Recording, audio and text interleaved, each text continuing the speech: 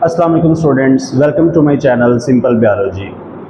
आज का जो हमारा टॉपिक ऑफ डिस्कशन है वो है राइबोसोम्स। देखिए स्टूडेंट्स, राइबोसोम्स जो हैं वो बेसिकली राइबोसोम लफ्ज़ को अगर आप गौर करें तो इसके अंदर जो है वो दो वर्ड आपको मिलेंगे, एक राइबो और दूसरा जोम। राइबो लफ्ज़ जो है, राइबो लफ्ज़ जो है इसका मतलब है राइबो न्यूक्लिक एसिड, और राइबो न्यूक्लिक एसिड आपको पता है आरएनए को कहते हैं। और दूसरा राइबोसोम के अंदर एक राइबो लफ्ज़ है, दूसरा है जोम। अब जो जोम लफ्ज़ है इसका मतलब होता है बॉडी। तो ऐसी बॉडी जो आरएनए से मुश्तमिल हो, बनी हो, आरएनए पर मुश्तमिल हो। वैसे तो इसके अंदर एक और भी केमिकल कॉन्स्टिट्यूएंट है, दैट इज प्रोटीन, लेकिन चूंकि आरएनए इस राइबोसोम के अंदर काफ़ी ज़्यादा मिकदार में पाया जाता है, इसी वजह से इसको हम कहते हैं राइबोसोम। 50% इसमें आरएनए है और 50% प्रोटीन है, और इतना 50% आरएनए और सेल के किसी भी ऑर्गेनेल के अंदर मौजूद नहीं होता। तो इसी रेफरेंस से इसका नाम ही हमने राइबोसोम रख दिया। देखें आप इसको डिफाइन किस तरह करते हैं। डिफाइन आप करते हैं students, ribosomes are tiny, tiny मतलब बहुत छोटे, डेंस ग्रैन्युलर दानेदार particle present in the cytoplasm of both eukaryotic and prokaryotic cells. ये छोटे छोटे दानेदार बहुत ज़्यादा डेंस पार्टिकल्स हैं जो प्रोकैरियोट्स के साइटोप्लाज्म में भी हैं और यूकैरियोट्स के साइटोप्लाज्म में भी हैं। लेकिन स्टूडेंट्स, यूकैरियोट्स में ये दो फॉर्म्स में पाए जाते हैं। या तो ये फ्री राइबोसोम्स की फॉर्म में भी मौजूद हैं साइटोप्लाज्म के अंदर, या फिर ये एंडोप्लाज्मिक रेटिकुलम की सरफेस के ऊपर आरईआर के साथ अटैच्ड फॉर्म में भी हैं। जबकि प्रोकैरियोट्स के अंदर सिर्फ और सिर्फ ये फ्री स्टेट में ही मौजूद होते हैं। उसके बाद देखिए, अगर इसकी कंपोजिशन की बात करें तो कंपोजिशन में आपने बताना है कि इसमें दो चीज़ें हैं, 50% इसमें आरएनए है और 50% प्रोटीन है। आरएनए की वजह से हम पहले भी बात कर चुके कि आरएनए की वजह से ही हम इसको राइबोसोम कह रहे हैं। तो 50% इसमें आरएनए है केमिकली और 50% इसके अंदर स्टूडेंट्स प्रोटीन है। इसी वजह से इसको राइबो न्यूक्लियोप्रोटीन भी कहते हैं। आरएनए तो हो गया ना राइबो न्यूक्लिक एसिड, तो साथ प्रोटीन भी है, तो इसी वजह से राइबोसोम का एक और नाम रखा जाता है, that is ribo nucleoprotein. Ribo nucleo proteins. तो इसकी कंपोजिशन की वजह से इसको राइबो न्यूक्लियोप्रोटीन भी कहते हैं। उसके बाद देखें स्टूडेंट्स, इसका स्ट्रक्चर जो है बहुत इंपॉर्टेंट है, मोस्ट इंपॉर्टेंट है स्ट्रक्चर, और इसके स्ट्रक्चर से जो है वो एमसीक्यूज पॉइंट भी निकलते हैं। दो सब यूनिट्स पर मुश्तमिल है राइबोसोम, दो सब यूनिट्स से मिलकर बना होता है। एक स्टूडेंट्स इसमें लार्जर सब यूनिट होता है और एक इसके अंदर जो है वो स्मॉलर सब यूनिट होता है। अब जो लार्जर सब यूनिट है और स्मॉलर सब यूनिट है, इन दोनों को आपस में ज्वाइन करवाने के लिए दो चीजें हैं, या तो मैग्नीशियम आयंस के जरिए held together by magnesium ions, या फिर salt bonds, salt bond. Students, दोनों में से एक चीज भी काफी है दोनों सब यूनिट्स को ज्वाइन करवाने के लिए, मैग्नीशियम आयन या साल्ट बॉन्ड।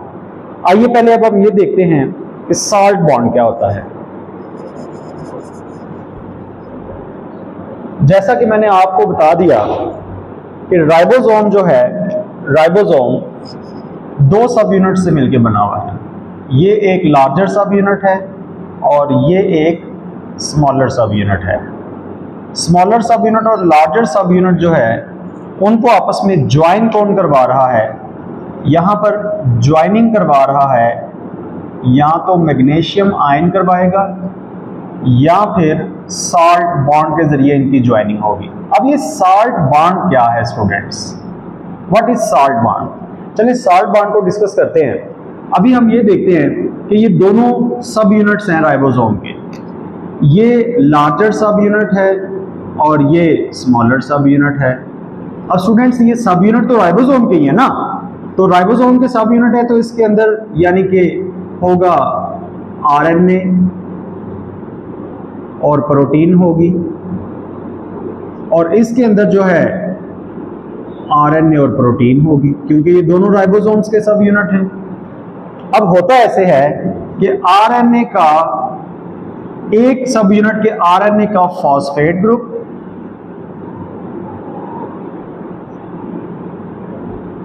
और दूसरे सब यूनिट का प्रोटीन का अमाइनो ग्रुप,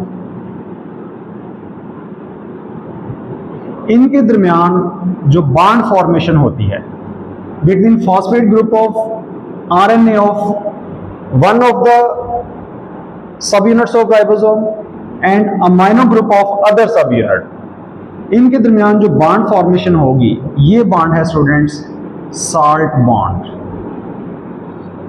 यानी कि इसके अमाइनो ग्रुप और इसके आरएनए के दरमियान, इसके अमाइनो एसिड और इसके आरएनए के दरमियान बॉन्ड जो बनेगा वो होगा साल्ट बॉन्ड। तो स्टूडेंट्स लार्जर सब यूनिट और स्मॉलर सब यूनिट जो है उनको आपस में ज्वाइन करवाने के लिए मैग्नीशियम आयन भी काम कर सकता है, या फिर साल्ट बॉन्ड के जरिए भी उसकी दोनों सब यूनिट्स की ज्वाइनिंग हो सकती है।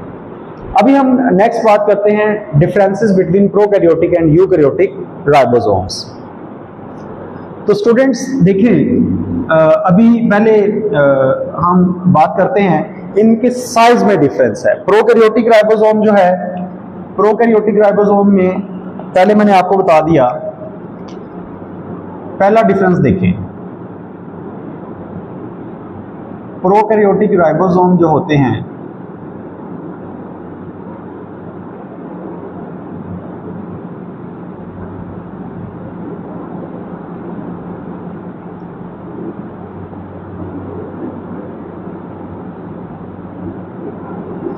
साइटोप्लाज्म के अंदर सिर्फ और सिर्फ फ्री स्टेट में ही पाए जा सकते हैं, जबकि यूकैरियोटिक राइबोसोम्स की अगर हम बात करें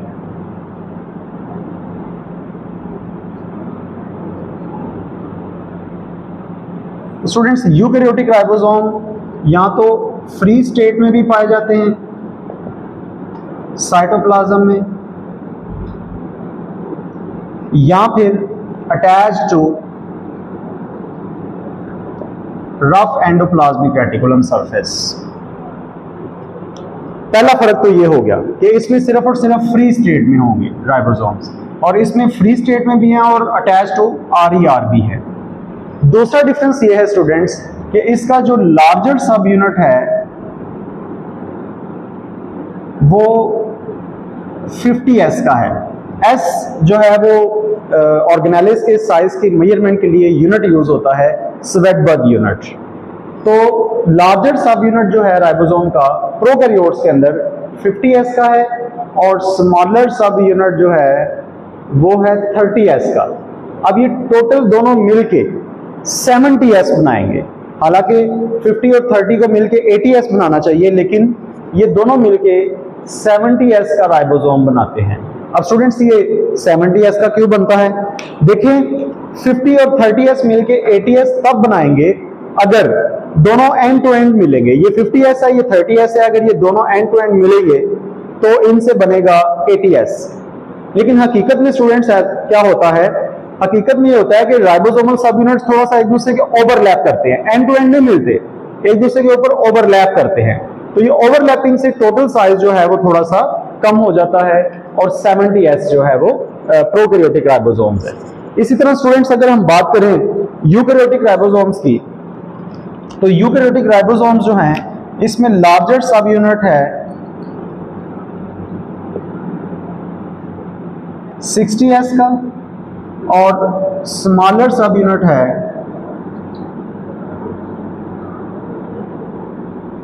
40s का, और ये दोनों मिलके 100s राइबोसोम बनाने की बजाय ये बनाते हैं 80s। और ये 80s का क्यों बना रहे हैं, 100s का क्यों नहीं बना रहे? क्योंकि दोनों सब यूनिट्स एक दूसरे के ऊपर थोड़ा सा ओवरलैप कर रहे हैं। तो ये स्टूडेंट्स डिफरेंसेस हो गए। यानी कि प्रोकैरियोटिक राइबोसोम का पहला डिफरेंस क्या है यूकैरियोट्स के साथ, कि प्रोकैरियोटिक राइबोसोम सिर्फ और सिर्फ फ्री स्टेट में है, जबकि यूकैरियोटिक राइबोसोम फ्री स्टेट में भी होते हैं और रफ एंडोप्लाज्मिक रेटिकुलम के साथ अटैच्ड फॉर्म में भी होते हैं। दूसरा डिफरेंस ये है कि प्रोकैरियोटिक राइबोसोम्स जो है वो 70s के हैं और यूकैरियोटिक राइबोसोम जरा ग्रेटर साइज के हैं और 80s के हैं। और देखिए सब यूनिट्स का साइज भी डिफरेंट है, इसमें लार्जर सब यूनिट 50s, इसमें लार्जर सब यूनिट 60s, इसमें स्मॉलर सब यूनिट 30s और इसमें स्मॉलर सब यूनिट 40s। चलिए अब हम स्टूडेंट्स बात करते हैं सिंथेसिस ऑफ राइबोसोम्स। तो राइबोसोम के टॉपिक में अगर सबसे ज्यादा इंपॉर्टेंट कोई चीज है तो वो इसकी राइबोसोम्स की फॉर्मेशन है।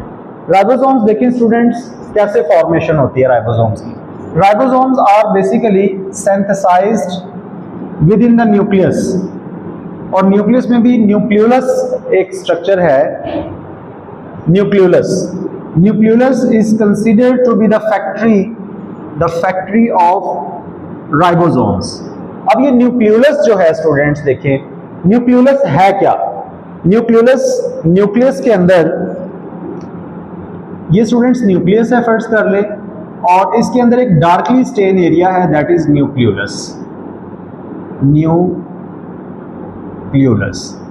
ये न्यूक्लियोलस जो है इसके अंदर राइबोसोम बनते हैं। ये इटसेल्फ ये न्यूक्लियस है, न्यूक्लियस। अब ये न्यूक्लियोलस है क्या? असल में न्यूक्लियोलस जो है वो क्रोमोसोम्स के सेकेंडरी कॉन्स्ट्रिक्शंस के क्लस्टर होते हैं। जब क्रोमोसोम एक दूसरे से अलग हो जाते हैं तो न्यूक्लियोलस डिसअपीयर हो जाता है। जब क्रोमोसोम एक दूसरे के साथ मिलकर क्रोमैटिन बनाते हैं क्लस्टर्स की फॉर्म में, तो तमाम क्रोमोसोम्स के सेकेंडरी कॉन्स्ट्रिक्शन एक दूसरे के साथ मिलके न्यूक्लियोलस डेवलप कर देते हैं। अब ये सेकेंडरी कॉन्स्ट्रिक्शन क्या होती है? सेकेंडरी कॉन्स्ट्रिक्शन देखें स्टूडेंट्स, क्रोमोसोम जो है वाइडर स्ट्रक्चर होता है, क्रोमोसोम वाइड स्ट्रक्चर है, और कहीं कहीं पर क्रोमोसोम जो है वो थिन होता है। अब ये जो थिन एरिया है, इस थिन एरिया को आप कहते हैं कॉन्स्ट्रिक्शन। ये कॉन्स्ट्रिक्शन है स्टूडेंट्स, देखें यहां से वाइड है क्रोमोसोम और ये थिन है, ये कॉन्स्ट्रिक्शन है और ये फिर दोबारा वाइडर आ गया, तो ये कॉन्स्ट्रिक्शन हो गई। अब ये सेकेंडरी कॉन्स्ट्रिक्शन स्टूडेंट्स क्या होती है? देखिए प्राइमरी कॉन्स्ट्रिक्शन के पॉइंट पे दो क्रोमैटिड्स आपस में जुड़े होते हैं।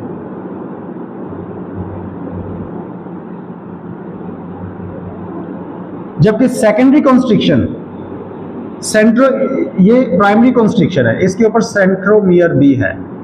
प्राइमरी कॉन्स्ट्रिक्शन ये सेंट्रोमियर के मुकाम पे है। जबकि इसके अलावा अगर दोबारा क्रोमोसोम के अंदर कहीं पे एक कॉन्स्ट्रिक्शन आ जाती है तो उस कॉन्स्ट्रिक्शन को आप क्या देते हैं? Secondary constriction. और स्टूडेंट्स प्राइमरी और सेकेंडरी कॉन्स्ट्रिक्शन में डिफरेंस क्या है? देखिए प्राइमरी कॉन्स्ट्रिक्शन के पॉइंट पे दो क्रोमैटिड्स आपस में ज्वाइन कर रहे हैं, जबकि ये है सेकेंडरी कॉन्स्ट्रिक्शन।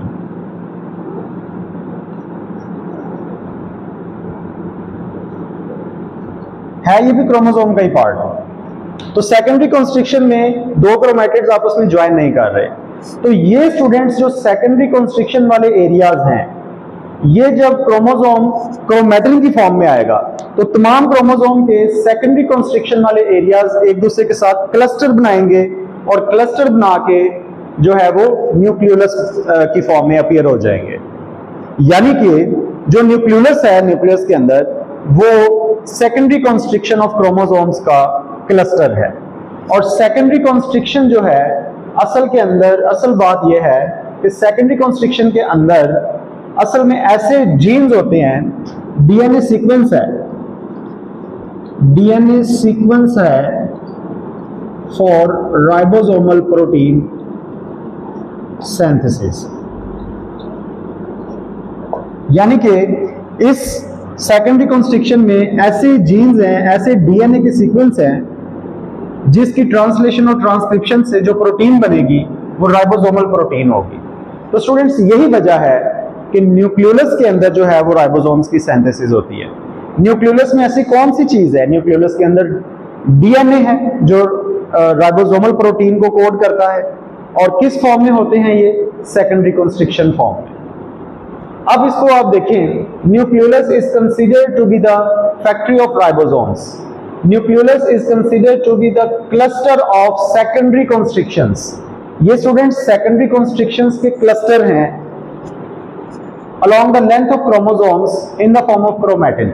जब क्रोमोसोम्स क्रोमैटिन की फॉर्म में होते हैं तो क्रोमोसोम्स के सेकेंडरी कॉन्स्ट्रिक्शंस आपस में क्लस्टर बना के न्यूक्लियोलस बना देते हैं, और सेकेंडरी कॉन्स्ट्रिक्शन में ही तो जीन्स हैं राइबोसोमल प्रोटीन की सिंथेसिस के लिए।